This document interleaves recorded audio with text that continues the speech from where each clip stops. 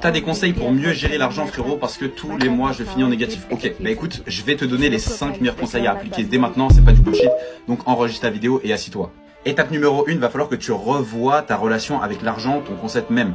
Tout ce que tu penses savoir sur l'argent est totalement faux. Si tu penses qu'il faut travailler dur pour en obtenir, si tu penses que tu dois être méritant pour en obtenir, sache que déjà t'as tout faux, frérot. Le monde ne fonctionne pas comme ça. L'argent va dans la poche de ceux qui l'attirent et fuit ceux qui savent pas le dépenser et pas le gérer, ok? Je vais pas m'attarder sur le point numéro 1. Si tu veux en savoir plus sur comment mieux gérer l'argent, enfin mieux le comprendre, lis le livre La psychologie de l'argent, Psychology of Money. C'est pas du tout ce bouquin-là parce que je l'ai pas, mais tu peux le trouver sur internet, pas cher, 10-15 balles. Numéro 2, il faut que tu aies un plan, il faut que tu traques combien tu dépenses et combien tu gagnes. Ça sert à rien de dépenser plus que ce que tu gagnes. C'est mathématique, tu vas finir forcément le mois en négatif si tu gagnes 1005 mais que tu dépenses 1006.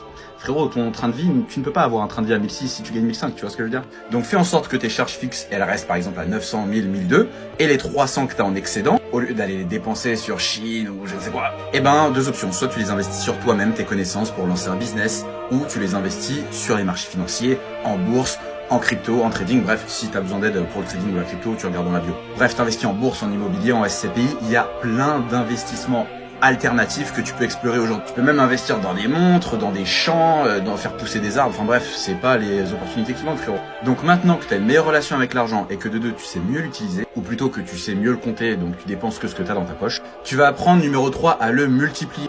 Tu comprends bien que si tu es payé à l'heure dans ton travail, forcément, tous les revenus que tu auras dans ta vie seront capés. Il y aura un plafond de verre. Tu ne pourras jamais gagner 1 million d'euros dans le mois parce qu'il faudrait que tu travailles, je sais pas, j'ai la flemme de faire le calcul, mais genre des milliers et des milliers d'heures. Ce qui n'est pas possible parce qu'il n'y a pas des milliers et des milliers d'heures dans un mois. Donc tu dois comprendre que si tu veux gagner plus d'argent, il va falloir que tu décorrèles l'équation temps égale argent.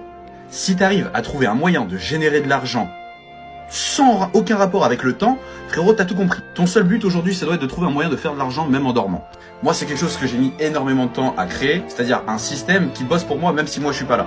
Alors en vrai, je vais pas vous mentir, c'est pas 100% autonome, il faut quand même que je sois là pour manager quelques trucs, sinon ça se casse la gueule. Mais je suis sur la bonne voie d'avoir un système qui taffe pour moi et qui génère de l'argent, peu importe que je passe du temps, 1 heure, 2 heures, 10 heures ou 0 heure. L'étape numéro 4, frérot, je te sors ça vraiment de mon chapeau, mais moi c'est mon expérience perso, ça va être ton réseau, ton network, parce que il y a des choses, il y a des endroits où tu pourras pas aller sur Terre sans la présence de quelqu'un d'autre, sans une relation. Donc continue de t'entourer des bonnes personnes. C'est mieux de t'entourer de personnes qui ont déjà plus d'argent que toi, parce que s'ils ont plus d'argent, c'est qu'ils ont une meilleure relation à l'argent que toi, ils ont accès à des meilleurs cercles sociaux, donc entoure-toi des bonnes personnes. Et dernier point, frérot, l'argent n'est pas une fin en soi, l'argent n'est qu'un outil, l'argent n'est qu'un levier. Il ne fera de toi que une personne meilleure ou moins bien. C'est-à-dire que si t'es un connard de base et que demain t'as plus d'argent, tu seras juste un connard costumé, tu vois, avec un peu plus de pouvoir. Mais si t'es une personne bien, profondément, tu seras juste quelqu'un d'encore meilleur qui pourra utiliser